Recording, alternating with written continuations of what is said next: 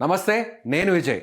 ఇటీవల జరుగుతున్నటువంటి కొన్ని సంఘటనలు నిజంగా ఒకప్పుడు కుటుంబ వ్యవస్థ అంటే చాలా బలంగా ఉండేది. అన్నదమ్ములు, తోటికోడలు ఎంతో అన్యోన్యంగా ఉండేవాళ్ళు. కానీ ఇప్పుడు అదే ఒక పిన్ని తోటికోడలు కొడుకు తనకు పోటీగా, తన బిడ్డకు పోటీగా మారుతున్నాడని చివరకు యాసిడ్ తాగిచ్చేటువంటి పరిస్థితి దిగజారిపోయింది. నిజంగా అసలు ఏమవుతుంది ఈ కుటుంబ వ్యవస్థ? ప్రస్తుతం ఆ అబ్బాయి హాస్పిటల్లో చికిత్స పొందుతున్నాడు, ఐసీయూలో ఉన్నాడు. వీటి గురించి డిస్కస్ చేద్దాం. ఇలాంటి వాళ్ళకి అసలు ఎలాంటి శిక్షలు వేయాలి, అసలు మానవ సంబంధాలు ఎందుకు ఇంత దారుణంగా దిగజారిపోతున్నాయి? మనతో పాటున్నారు సీనియర్ హైకోర్టు అడ్వకేట్ పూజారి నాగేశ్వరరావు గారు. సార్ నమస్తే. నమస్తే సార్, నిజంగా ఈ వార్త వింటుంటే 4 సంవత్సరాల అబ్బాయికి యాసిడ్ తాగించడం, అది కూడా పిన్ని వరుస అయినటువంటి మహిళ, ఎటువైపు పోతుంది సార్ ఈ సమాజం? నేను చాలా సందర్భాల్లో చెప్పిన ఎందుకంటే ప్రతి ఒక్కరు ఎవరి కాళ్ళు నేను సేఫ్గా ఉన్నా అనుకొని కుటుంబ వ్యవస్థ మీద దృష్టి పెట్టడం లేదు. ఇప్పుడు కూడా భారతదేశంలో కుటుంబ వ్యవస్థ అనేది క్షీణించిపోయింది కంప్లీట్గా. ఓకే, కుటుంబం అంటే బంధాలు, అనుబంధాలు, మంచిగా ఒకరినొకరు గౌరవించుకోవటం, ఓకే, ఒకరికొకరు తోడు నిలబడటం, ఇట్లాంటివన్నీ ఉండాల్సిన చోట ఏమవుతుందంటే క్రైమ్ అనేది కుటుంబాలకు వచ్చేసింది. ఇప్పుడు ఇది ఎంత దారుణమైన ఒక చిన్న పిల్లగానికి, ఏం తెలియని ఒక పిల్లగానికి నువ్వు యాసిడ్ తాగి ఇచ్చి చంపేయడం అనేది ఎంత దారుణం. అది కూడా చాక్లెట్ అని చెప్పి ఎంత క్రూరమైన మైండ్ తయారవుతున్నది. ఓకే, ఇట్లా రోజుకు మనం కొన్ని వందల సంఘటనలు చూస్తున్నాం మనం. ఓకే, ఇప్పుడు మొన్న ఒక అమ్మాయి మెదక్లో తల్లిదండ్రులు చంపింది ఇంజక్షన్ ఇచ్చి, ప్రేమకు నిరాకరించిందని చెప్పేసి. ఓకే, నిన్న ఎక్కడో గట్కేసర్లో వాడు ఎయిడ్స్ వచ్చిందని చెప్పేసి ఆ అమ్మాయికి ఎయిడ్స్ ఎక్కించిండు. వాడు జైలుకు పోయాడు. ఆ ఎయిడ్స్ ఎక్కించిన అమ్మాయి ఆత్మహత్య చేసుకుని చనిపోయింది. ఓకే, విజయారెడ్డి సంఘటన అనుకోవచ్చు. మీర్పేటలో ఒకసారి ముక్కలు భార్య నరకడం, మేడిపల్లిలో కూడా ఒకసారి భార్య నరకడం, వరంగల్ ఒక డాక్టర్ని చంపడం. ఓకే, ఇవాళ మార్నింగ్ కూడా ఒక బెంగళూరులో తల్లి 13 సంవత్సరాల బిడ్డను చంపి ఆమె చచ్చిపోయింది. కుటుంబ బంధాలన్నీ బలహీనమైపోయినాయి. వాటిని ప్రతి ఒక్కరు కాపాడుకోవాలా అనేది చెప్పే వ్యక్తులు లేరు ఈ సమాజం. ఏమైనా కూడా ఎట్లా తయారైందంటే ఏంటంటే నీకేంది, నాకేంది, నీకెంత, నాకెంత, మనది అనే దగ్గర నుంచి నాది అనే దగ్గరకు వచ్చింది. సో మనం కుటుంబ వ్యవస్థను కనుక కాపాడుకోకపోతే, నేను సీరియస్గా క్వశ్చన్ చెప్తున్నా, ఈ రోజులలో చాలామంది భార్యలు, చాలామంది భర్తలు ఇంట్లో పడుకోవడానికి భయపడుతున్నారు. భర్తతో పాటు దాంపత్య జీవితాన్ని గడపడానికి భయపడుతున్నారు, ఎక్కడ చంపేస్తారో అని. సీరియస్. ఈ మధ్యకాలంలో నా దగ్గరికి వచ్చి భయం అవుతుంది సార్ అంటున్నారు. అరే ఏమైందంటే, ఎక్కడో సార్ నా పిల్లం వేసేస్తామని డౌట్ వస్తుంది సార్. ఒకడు ఆడోళ్ళు వచ్చేసి నా మూడు వేసేస్తున్నాం సార్, డౌట్ వస్తుంది సార్. ఆయన బిహేవియర్, ఆయన ప్రవర్తన అంతా డౌట్ వస్తుంది సార్ అంటున్నారు. అంటే సగం ఈ ఇన్సిడెంట్స్ వార్తలు చూసి కూడా వాళ్ళ మధ్యలో డిస్ప్యూట్కి వీళ్ళు కోరిలేటెడ్ అవుతున్నారు. భార్యల్ని చంపిన భర్తల్ని చంపిన భార్యలు, ప్రియుని కోసం. మొన్న ఎక్కడో న్యూస్ చదివినాం మనం, భర్త నల్లగుండని చెప్పేసి చంపేసినట్టు. అవును, లవర్తో. ఎట్లా తయారైందంటే ఏంటంటే, ఏదైనా సమస్య వచ్చినప్పుడు దానికి పరిష్కారం చంపటమో చావటం, ఇదే అనుకుంటున్నారు అంతా. అంటే దానికి ఎదురొడ్డి ఎదురెడ్డి పోరాటమో, లేకపోతే సమస్యను పరిష్కరించడమో, దాన్ని ఎట్లా సాల్వ్ చేయాలా, పోరాడే క్రమంలో మనం నేర్చుకుంటామనేది పోయింది వ్యవస్థలో. సమస్య వచ్చిందా ఒకటిని చంపేయాలా, లేదా మనం చచ్చిపోవాలి. This the latest trend in the market. ఇలాంటి వాళ్ళందరూ మీ దగ్గరకు వస్తుంటారు కదా సార్ క్లయింట్స్ రూపంలో. సెంట్రలైజ్డ్ చేసినప్పుడు మెయిన్ కోర్ రీజన్ ఏమై ఉంటుంది? మనిషి అనేవాడు జనరల్గా సంఘజీవి సార్. అంటే సంఘంలో బతికి 10 మందితో కలిసి తిరిగి బతికేటోని మనిషి అంటాం మనం. సొసైటీలో వన్ ఆఫ్ ది పర్సన్గా మనం కూడా ఉంటాం కదా. ఈ మనిషి అనే సంఘజీవి నుంచి ఒంటరి అయిపోయాడు మనిషి. ఎన్ని వేల సందర్భాలలో ఏం చెప్పినా అంటే ఏంటంటే, ఏ వ్యక్తి ఆత్మహత్య చేసుకోవాలనుకోడు. ఓకే, ఏ వ్యక్తి చంపాలనుకోడు. ఆత్మహత్య కానీ చంపటం కానీ ఎక్కడ స్టార్ట్ అవుద్ది అంటే ఏంటంటే, నాకెవరూ లేరు. ఓకే, నేను ఏం చేసినా ఎవరు పట్టించుకోరు. సింప్లిఫై చేస్తే, నా బాధ వినేవాళ్ళు ఎవరు లేరు. ఓకే, నేను ఎవరితో బాధ చెప్పుకున్నా నా బాధ తీరదు, నా బాధ వినేవాళ్ళు లేరు, నాకు ఎవరు తోడు నిలబడేటోళ్ళు లేరు, నా కోసం ఎవరూ లేరు. అట్లాంటప్పుడు నేను ఎందుకు ఉండాలా అనేది ఆత్మహత్యకు ప్రధాన కారణం. అంటే ఇంతకుముందు ఏదైనా ఒక సమస్య వస్తే నిలబడేవాళ్ళు, బంధువులకు, అన్నకో, తమ్ముడు చెప్పేవాడు. రిలేషన్షిప్స్ అన్నీ నీకు అది ఖరాబ్ అయిపోయినాయి, నమ్మకాలు పోయినాయి. ఫ్రెండ్షిప్ అనే పదానికి ఒకప్పుడు చాలా విలువ ఉంటుండే. ఓకే, పూర్వకాలంలో ఒక కుటుంబంలో ఏదైనా సమస్య వస్తే ఫ్రెండ్ ఉన్నారా అని చెప్తే, ఎవడన్నా ఇంట్లో పారిపోయింది అనుకో, ఫస్ట్ ఆయన ఫ్రెండ్కి ఫోన్ చేసేటోళ్ళు. అర్థమైందా? ఆయన ఫ్రెండ్ని అనుకో మనకు తెలుసు అనేటోళ్ళు. ఓకే, వాడు ఎలాంటి చెప్పాలంటే వాడి ఫ్రెండ్స్ చూడమనేటోళ్ళు. ఆ ఫ్రెండ్ని చూస్తే వీడు ఎలాంటి వాడు తెలిసిపోద్ది, ఆ ఫ్రెండ్షిప్లో ఉన్న వాళ్ళని బట్టి అర్థమవుతుంది. తర్వాత ఎక్కడ లేని ఒక గొప్పతనం ఫ్రెండ్షిప్కి ఏముంటుంది అంటే ఏంటంటే, ఫ్రెండ్షిప్ చేసేటప్పుడు మనం కులాన్ని కానీ మతాన్ని కానీ వాళ్ళ స్థాయిని కానీ డబ్బు కానీ లేకపోతే ఇవన్నీ చూడం మనం. వాడు చూడకుండా ఫ్రెండ్షిప్ చేస్తాము. ఆ ఫ్రెండ్షిప్ని ఇంట్లో ఆమోదించేటోళ్ళు. అర్థమైందా? అంటే ఫ్రెండ్షిప్కి అంత వాల్యూ ఉండేది.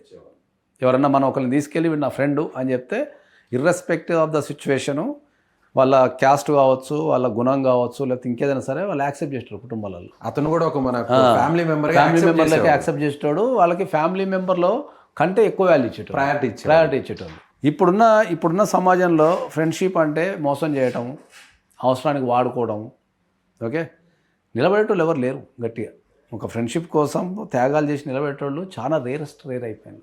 అది ఫ్రెండ్షిపే కావచ్చు, అన్నదమ్ములే కావచ్చు, అక్క చెల్లెలే కావచ్చు, కుటుంబ సభ్యులే కావచ్చు. ఒక వ్యక్తి కోసం నిలబడటము, ఒక వ్యక్తి కోసం పోరాటము, లేకపోతే ఒక వ్యక్తి కోసం ఆలోచించడము, ఒక వ్యక్తిని గౌరవించడం అనేది తగ్గిపోయి బంధాలల్లో కమర్షియాలిటీ పెరిగిపోయింది. ఓకే, పిల్లల్ని పెంచినప్పుడు ఏం చేయాలి మనం? పిల్లలకు విలువలు నేర్పుతూ పెంచాలి. పిల్లలకి ఎట్లా పెంచుతున్నారు ఇప్పుడు? అయితే అది చేస్తున్నాం. అది చేయటమే కాదు, వాళ్ళని మనీ యంత్రాల కింద తయారు చేస్తున్నాం మనం. డబ్బు సంపాదించే యంత్రాల కింద వాళ్ళని తయారు చేస్తున్నాం మనం. ఓకే, నువ్వు చదువు ఉరుకు, ఇది అవుతుంది, ఇది వస్తుంది, అది అవుతుంది అంటే ఇది అవుతుంది అదంట, ఓ పక్కింటోడు అది చేస్తున్నాడు, ఇది చేస్తున్నాడు, ఇట్లా కంపారిజను వాళ్ళని మనీ యంత్రాలు. వాళ్ళలో ఉన్న ఒక సృజనాత్మకని బయట తీయటము, లేకపోతే వాళ్ళకి ఒక ఫ్రీడమ్ ఇచ్చేసి వాళ్ళకి నచ్చిన పని చేయించడం చేస్తానులే మనం. నేను చాలామందితో స్టూడెంట్స్తో మాట్లాడుతుంటా కదా, ఒక 50% ఆఫ్ ద యూత్ తల్లిదండ్రుల కోరికలే వాళ్ళ మీద రుద్దేస్తున్నారు. నువ్వు ఇదైతే అది అవుతావు, వీనికి ఇంట్రెస్ట్ ఉందా లేదా చూస్తాం లేరు. వీళ్ళే డిసైడ్ చేసేస్తారు, నువ్వు ఇంజనీరింగ్ చదువు, నువ్వు మెడిసిన్ చదువు, లేకపోతే నువ్వు అదిగా ఇది కానీ. వీనికి ఇంకోటి ఉంటుంది, వీడు భయానికి చెప్పలేకపోతావు. లక్షలు ఖర్చు పెట్టి స్కూల్లో చదివించినామని. ఈ మధ్యకాలంలో ఆత్మహత్యలు స్టూడెంట్ విషయంలో చాలా పెరిగినాయి. ఎందుకు ఎట్లా తయారైందంటే, చదువు అనేది మనం బతకడానికి పనిచేస్తే తప్ప చదువే జీవితం కాదు అనేది మనం నేర్పగలగాలి. పర్టికులర్గా ఈ ఇన్సిడెంట్లో సార్, ఒకప్పుడు ఉమ్మడి కుటుంబంలో తన పిల్లల కంటే కూడా తమ్ముడి పిల్లలను లేదంటే అక్క పిల్లలను అంతా ఒకటే చోట ఉండేవాళ్ళు కాబట్టి ఎక్కువగా చూసుకునేవాళ్ళు. అంటే ప్రాణం కంటే సమానంగా చూసుకునేవాళ్ళు. అదే అని చెప్తాను. కానీ ఇన్సిడెంట్లో నా కొడుకు నా బిడ్డకి ఎక్కడ పోటీ వస్తాడు అనే ఉద్దేశంతో ఇంట్లోనే పిలిచి యాసిడ్ తాగిచ్చిందంటే, అదే చెప్తున్నా. వాళ్ళకు ఇంతకుముందు ఉమ్మడి కుటుంబ వ్యవస్థ ఉన్నప్పుడు బంధాలు, అనుబంధాలు, ఆప్యాయతలు, బలము, ఇచ్చిపుచ్చుకోవడాలు ఇవన్నీ జరుగుతూ ఉండే. ఇప్పుడు లేవు. ఇప్పుడు ఆడంబరాలు, షోకులు, ఇవి వాళ్ళకంటే ఎక్కువ చూపించుకోవాలనే ఆలోచన, ఇట్లాంటివన్నీ మైండ్లో తిరుగుతున్నప్పుడు విలువలు మర్చిపోతున్నారు. ప్రపంచ దేశాల్లో మన భారతీయ వ్యవస్థకు ఉన్న గుర్తింపే అది. నేను నిజంగా చెప్తున్నా కదా, ప్రపంచం మొత్తం తిరిగినప్పుడు నాకు ఇప్పుడు అమెరికన్ కుటుంబ వ్యవస్థ చూస్తున్నా నేను. ఓకే, చిన్న భిన్నం ఉంటుంది. ఎంత చిన్న భిన్నం ఉంటుంది అంటే అంత చిన్న భిన్నం ఉంటుంది. అమెరికన్ కుటుంబ వ్యవస్థ అంతా చిన్న భిన్నం ఉండడానికి గల కారణం ఏంటంటే వాళ్ళు ఫ్రీడమ్ అని చెప్తారు. రెస్పెక్ట్ అండ్ ఫ్రీడమ్ అంటారు వాళ్ళు. చిన్నపిల్లలకు కూడా ఫ్రీడమ్. ఇప్పుడు అక్కడ డైవర్స్ వ్యవస్థ తీసుకున్నాం అనుకో, అక్కడ నో ఫాల్ట్ డైవర్స్ అంటారు. నో ఫాల్ట్ డైవర్స్ అంటే ఏంటంటే భార్య కానీ భర్త కానీ కోర్టుకు పోయి డైవర్స్ అప్లై చేసుకుంటే ఇచ్చేస్తారు, ఇర్రెస్పెక్ట్ ఆఫ్ ద సిచ్యువేషన్. కౌన్సిలింగ్స్ కానీ ఏమీ ఉండవు. మరి భారతదేశం రీజన్ అసలు సంబంధమే లేదు. వాళ్ళు సింప్లిఫై ఏమంటారు, ఆయన ఆ వ్యక్తికి నీతో కలిసి జీవించాలని లేదు. బలవంతంగా ఎవడు చెప్తాడు కలిసి జీవించమని? కాబట్టి నీ ఆస్తిలో నుంచి పంచుకోండి, మీరు ఇద్దరు పంచుకోండి, పిల్లలకి ఏమంటే సెక్యూర్ చేసేయండి అంటారు తప్ప అక్కడ మన లెక్క బలవంతంగా కలిపే కార్యక్రమాలు ఉండవు. మన దగ్గర వివాహ వ్యవస్థ మీద ప్రాధాన్యత ఉండదు. వాళ్ళకు వ్యక్తిగత స్వేచ్ఛకు వాళ్ళు ప్రాధాన్యత ఇస్తారు. అవును, ఆ వ్యక్తికి కలిసి ఉండాలి, నువ్వేం చేస్తావు నేనేం చేస్తా, అక్కడ ఆస్తులు ఎంత ఉన్నాయో లెక్కేసి శిరసను పంపించేసి అంటారు. పిల్లలు ఉంటే సెక్యూర్ చేసేస్తారు. పిల్లలు కూడా సెక్యూర్ ఎప్పటిదాకా చేస్తారు, 18 years వరకు చేస్తారు. ఓకే, అక్కడ 18 years కాగానే పిల్లల్ని బయటకు పంపించేస్తారు. మన ఇండియాలో మనకి 20, 30, 50 సంవత్సరాలైనా తండ్రి పోరగాన్ని దగ్గర పెట్టుకొని తిరుగుతుంటారు. అంటే సెక్యూరిటీ, పిల్లల మీద ఉన్న ప్రేమ, సెక్యూరిటీ. మనకి 50 సంవత్సరాలైనా కూడా మన పిల్లల్ని వాళ్ళు ఈవెన్ మేజర్ అయ్యి పిల్లల్ని కంటున్నా కూడా మళ్ళీ మన తల్లిదండ్రుల పెత్తనమే ఉంటుంటుంది ఇంకా ఎక్కువ. ఓకే, కాబట్టి మనం ఏం చెప్తామంటే ఏంటంటే ఎప్పుడైనా సరే కుటుంబాలు అనేటివి గట్టి ఉంటేనే, కుటుంబం అనేది గట్టి ఉంటేనే సమాజం గట్టిగా ఉంటుంది, సమాజం గట్టిగా ఉంటేనే దేశం గట్టిగా ఉంటుంది. ఇవన్నీ ఇంటర్కనెక్టెడ్. అందరూ మన దేశంలో ఉన్న రకరకాల సమస్యల మీద మాట్లాడుతున్నాం, కానీ మన ఇంట్లో ఏం జరుగుతుందో మన ఇంటి సమస్య గురించి మాట్లాడలేకపోతున్నాం. క్రైమ్ విపరీతంగా పెరిగింది కుటుంబాలలో. అదే నాకు ఆశ్చర్యకరమైన విషయం ఏంటంటే మనము కుటుంబం అంటే వాళ్ళని చూస్తాము, వాళ్ళతో పెరుగుతాము, వాళ్ళని చంపడం ఏంది, వాళ్ళతోనే పెరగడమే కానీ ఇంకా దీనికి కంట్రోలింగ్ ఏముండదు. పెరుగుతుంది ఇంకా ఇంకా పెరుగుతుంది. క్రైమ్ రేట్ మనిషి కూడా ఒంటరైన పెరిగిపోతుంది. కొద్దీ క్రైమ్ పెరుగుతూనే ఉంటుంది. ఆ స్వార్థం పెరిగే కొంది క్రైమ్ కూడా పెరుగుతూనే ఉంది. ఇప్పటికీ మొత్తం ఇండియాలో జనవరి 1 నుంచి 186 క్రైమ్స్ అనేవి, కుటుంబాల మర్డర్స్. ఓన్లీ ఫ్యామిలీ హత్య, ఓన్లీ ఫ్యామిలీ హత్యలు.